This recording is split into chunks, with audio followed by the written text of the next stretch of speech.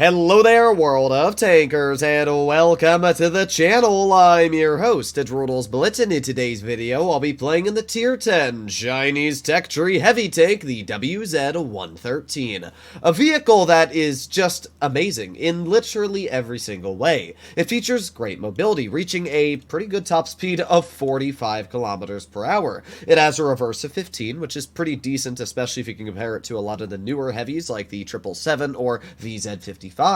The gun features a ridiculously good 3,200 DPM, and that's with calibrated. If you're running gun rammer, it's 3,440. So this thing rivals the Stritzvon K on levels of DPM. Add that into the fact it's accurate, it has crazy good penetration, and enough gun depression to work some ridgelines. It's just an incredibly good tank. What is the downside of the 113? Well, I'd be willing to say the hull armor is really the only and major downside you're going to be having with this vehicle. Its upper plate is quite poor, to a point where the majority of premium shells are going to be penning you. It's actually the same thickness as the WZ-112 Tier 8 Heavy. So yeah, it's a bit unfortunate that the upper plate is somewhat weak, but to be fair, if the upper plate was any stronger, this would probably be the most overpowered tank in Tier 10.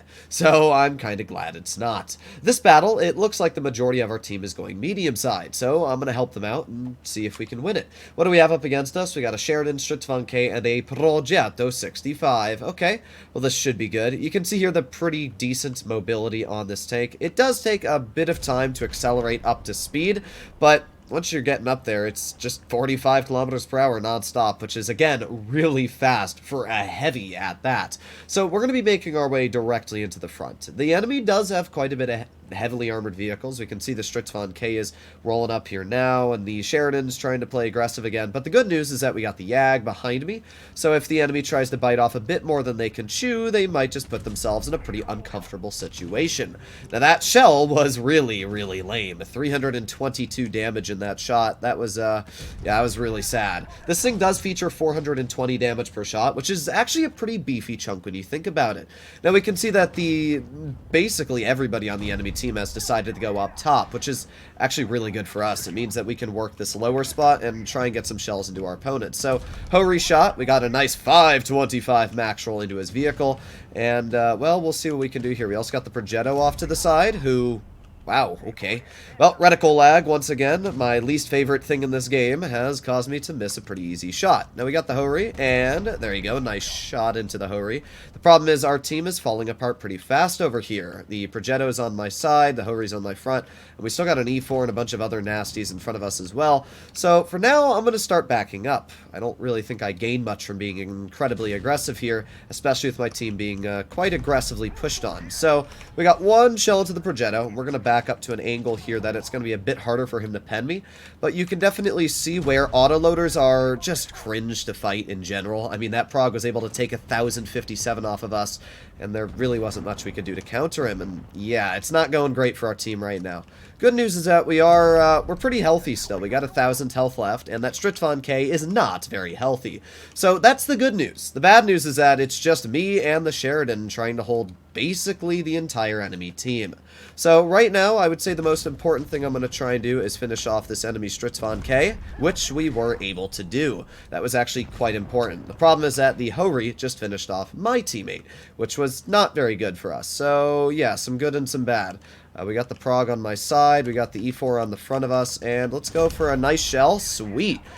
E4 got finished off, but the Hori was able to penetrate us. Now, I'm fairly confident the Prog is going to roll off to our side, and just like that, we were able to outsmart the Progetto and finish him off. Okay, well, we're doing pretty good for everything considered.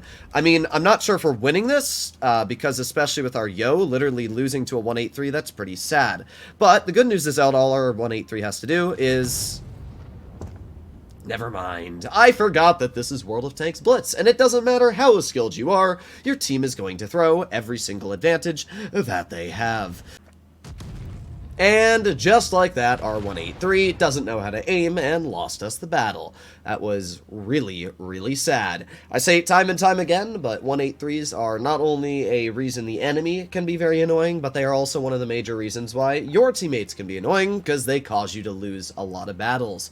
This game, we did pretty well in. We did 4,600 damage, 2,500 blocked, and did probably the most we could have in that situation. It is really unfortunate that our grill killed himself right at the beginning of the game, and our gag didn't stay hull down behind me. With those two things added into the fact that our 183, yeah, basically just threw at the end there, shooting a Hesh instead of an AP into that Hori, yeah, it's a bit frustrating. But the 113 stood the test of time in that battle. It lasted longer than a lot of heavies would have, it dealt more damage than a lot of heavies would have, and the gun really put in the works. It was just unfortunate the Hori knew what HE was, because I was really trying as hard as possible to side scrape against him. Now, this is not a great map for the 113. We're on Canyon, which is a pretty hull-down oriented map, so we're gonna have to be quite cautious. But if we can do this correctly, we should be okay. Up against us, we have an AMX 50B, an Object 140.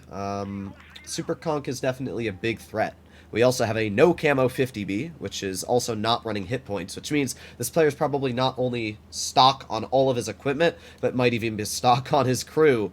Wow, that is really bad news. Okay, well, that's unfortunate. We're basically a 6 versus 7. They got a just stupid strong lineup. I mean, everything on their team is incredibly good, so it's gonna be a painful game. Their 50B is also only at 2,300 health. Rather interesting, not gonna lie. Alright, well, we shot on the move. Unfortunately, the shell did not end up hitting, but we're gonna cross here wide and see if we can take the spot. Let's reload, and let's see, there's the enemy 50B. I'd love to get a shell into his hull, but unfortunately, it looks like that's not gonna be happening as of right now. Good thing about that is the 50B doesn't really want to fight us, it looks like. I'm just going to go wide and see if we can get some damage into maybe this Object 140. Not exactly sure if the player's still here. He is not. He's running. There we go. One nice shell into the enemy AMX 50B. And he also got shot by our 50B, so that's good. And the enemy STB is already dead, somehow. I'm actually not really sure how that player managed to kill himself so fast, but that's unfortunate for him. We can see how, again, the 113 gun just slaps. The DPM is incredible on the tank, allowing it to easily hold opponents off. And while using the turret armor, it's actually a really solid turret. People don't realize that, but yeah, I'd be willing to say that the turret on this tank is a solid like 8 out of 10 when it comes to armor. So that's not very fun, and that's less fun. I didn't realize that both of these tank destroyers were going to turn towards me. The good news is that the E4 shot an HE shell at us, and the E3 is going to try and roll around the corner. We're going to get a nice shell into his vehicle, just like that, and at this point, I'm just going to back on up, where this E3 really can't do much, and bonk, there you go.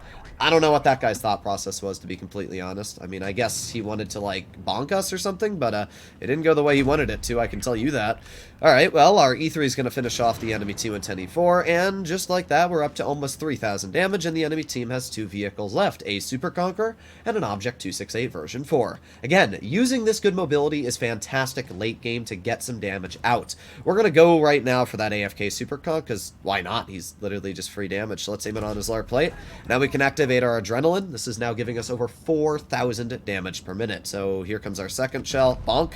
I would guess that our 50B is shooting at him, yeah. So we're not actually going to get any more damage into the Super Conqueror, but that's fine. If we can make our way over to the 268 version 4, we might be able to get a little bit more damage out. Let's see. He is all the way in the back corner, and I mean, that's good for us, because if he can stay in that back corner and not bleed much health, we should be able to get some decent damage into him, and just like that, our shell missed, which is really sad, because then the 183 went right through him. So, a bit unfortunate. We could have dealt, probably another 400 damage this game. But either way, this is the 113.